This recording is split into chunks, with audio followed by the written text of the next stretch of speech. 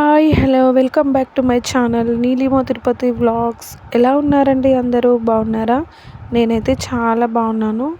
మీరందరూ బాగుండాలని మనస్ఫూర్తిగా కోరుకుంటున్నాను. ఈరోజు వీడియో ఏంటంటే సింపుల్ ఈవినింగ్ స్నాక్స్ గోధుమ పిండితో బజ్జీలు ఎలా తయారు చేయాలో చూద్దాం.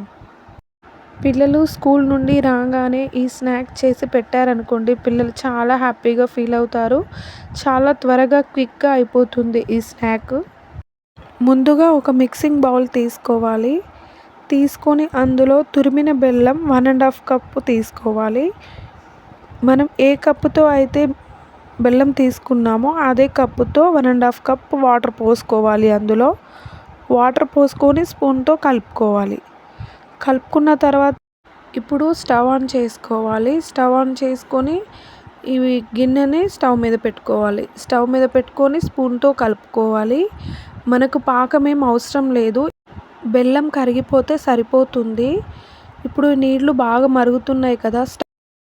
ఇప్పుడు స్టవ్ ఆఫ్ చేసి ఒక గిన్నెని తీసుకోవాలి. ఒక గిన్నెని తీసుకొని అందులో స్ట్రైనర్ పెట్టుకోవాలి. స్ట్రైనర్ పెట్టుకొని ఈ బెల్లం వాటర్ మొత్తం వడగట్టుకోవాలి. అందులో డస్ట్ పార్టికల్స్ ఉంటాయి కదా, అందుకని బెల్లం నీళ్ళని వడగట్టుకొని పక్కన పెట్టుకోవాలి.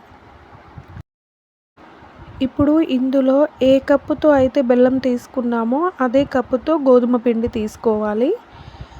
1.5 కప్పు బెల్లానికి 2 కప్స్ గోధుమ పిండి తీసుకోవాలి. తర్వాత ఇందులో 1/2 పించ్ సాల్ట్ వేసుకోవాలి. తర్వాత వంట సోడా వేసుకోవాలి కొంచెం. మొత్తం కలుపుకోవాలి. ఇప్పుడు ఒక స్పూన్ సహాయంతో మొత్తం పిండిని కలుపుకోవాలి. బెల్లం, ఈ పిండి, సోడా ఇవన్నీ వాటర్లో కలిసేలాగా మొత్తం కలుపుకోవాలి. కలుపుకున్న తర్వాత పిండి కొంచెం లూజ్గా అనిపించింది, అందుకని మళ్ళీ 1/2 కప్పు గోధుమ పిండి వేసుకున్నాను నేను. మొత్తం 2.5 కప్పు నాకైతే ఈ పిండి పడింది. ఇప్పుడు ఇది మొత్తం బాగా కలుపుకోవాలి. ఉండలు లేకుండా మంచిగా కలుపుకోవాలి. ఈ బజ్జీలు చాలా టేస్టీగా ఉంటాయండి. పిల్లలైతే చాలా ఇష్టంగా తింటారు. ఇప్పుడు స్టవ్ ఆన్ చేసి గిన్నెను పెట్టుకుందాము. అందులో ఆయిల్ వేసుకోవాలి.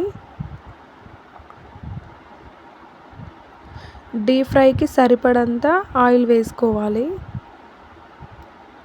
ఆయిల్ హీట్ అయిన తర్వాత ఈ పిండిని మనకు నచ్చినట్టుగా చిన్నవి కావాలంటే చిన్నవిగా వేసుకోవచ్చు, పెద్దవి కావాలంటే పెద్దవిగా వేసుకోవచ్చు. ఇది మన ఇష్టం అండి, మనకి ఎలా కావాలంటే అలా వేసుకోవచ్చు. మా పిల్లలకైతే కొంచెం పెద్దవిగా చేయడం ఇష్టం, అందుకే నేను కొంచెం పెద్దవిగా చేస్తున్నాను.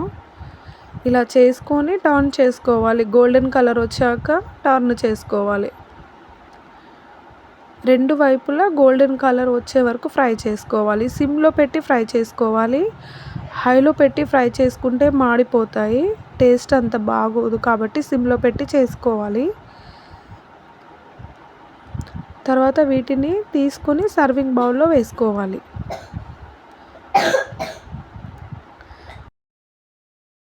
ఇలా గరిటెతో తీసి సర్వింగ్ బౌల్లో వేసుకోవాలి. తర్వాత మళ్ళీ ఇంకొక ఆయిల్ వేసుకోవాలి.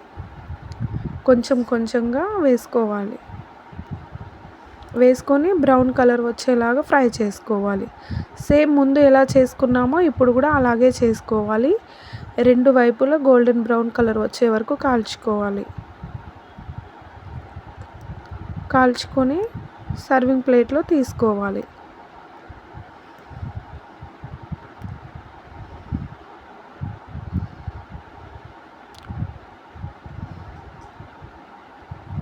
అంతేనండి, గోధుమ పిండి బజ్జీలు రెడీ.